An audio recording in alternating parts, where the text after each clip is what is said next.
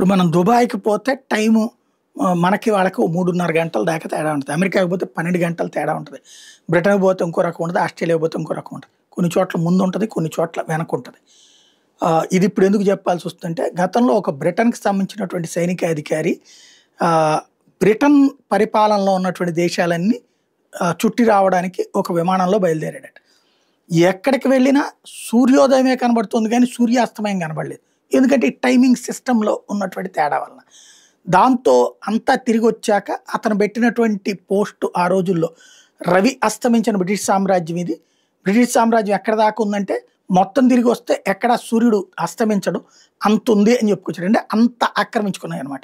ఇదంతా ఇప్పుడెందుకు చెప్పాల్సొస్తుందంటే ఒకనాడు అహంకారంతో తెల్లదొరల అహంకారం, యూరప్ సమాజపు అహంకారం, అట్లాగే బ్రిటన్ ఖండకావరం కలిపి ఇలాంటి పరిపాలన చేస్తే ఇప్పుడు ఎవరైతే అణచివేతకు గురయ్యారో, ఎవరైతే బ్రిటన్ వలన అన్యాయానికి గురయ్యారో, ఎవరైతే విభజనను ఫేస్ చేశారో, ఎవరైతే వివక్షకు గురయ్యారో ఆ వర్గానికి సంబంధించిన ముస్లిం సామాజిక వర్గానికి సంబంధించిన వాళ్ళు, పాకిస్తాన్ నుంచి వెళ్ళినోళ్ళు, ఆఫ్ఘనిస్తాన్ నుంచి వెళ్ళినటువంటి వాళ్ళు, సిరియా నుంచి వెళ్ళినటువంటి వాళ్ళు, ఇరాన్ నుంచి వెళ్ళిన వాళ్ళు, ఇరాక్ నుంచి వెళ్ళిన వాళ్ళు, లెబనాన్ నుంచి వెళ్ళిన వాళ్ళు, పాలస్తీనా నుంచి వెళ్ళిన వాళ్ళు, యెమెన్ నుంచి వెళ్ళిన వాళ్ళు, వీళ్ళందరూ కూడా శరణార్థుల రూపంలో బ్రిటన్లో చేరి కొన్ని ప్రాంతాలలో వాళ్ళ సంఖ్య క్రమంగా పెరిగి ఇవాల్టి రోజున బ్రిటిషర్లే బ్రిటన్లోనే మైనారిటీలు అయ్యారు కొన్ని ప్రాంతాల్లో.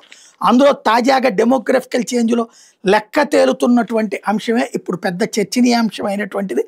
రవి అస్తమించిన బ్రిటిష్ సామ్రాజ్యం తమ బ్రిటన్లోనే మైనారిటీలు అయిపోయారా అన్నటువంటి చర్చకి ఏదైతే ఇంగ్లాండ్లోని 13 మున్సిపల్ కౌన్సిల్ ఇప్పుడు ప్రస్తుతం ముస్లింల చేతికి వెళ్ళిపోయినాయి.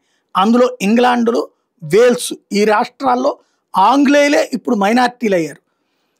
అక్కడ టోటల్గా మున్సిపల్ సంస్థలు వివిధ అధికారాలని ఇస్లామిక్ శక్తులు గెలుచుకోవడం అన్నటువంటిది ఇప్పుడు బ్రిటన్లోనే పెద్ద చర్చనీయాంశం అవుతుంది. ఇంగ్లాండు వేల్స్కి సంబంధించినటువంటి అంశం.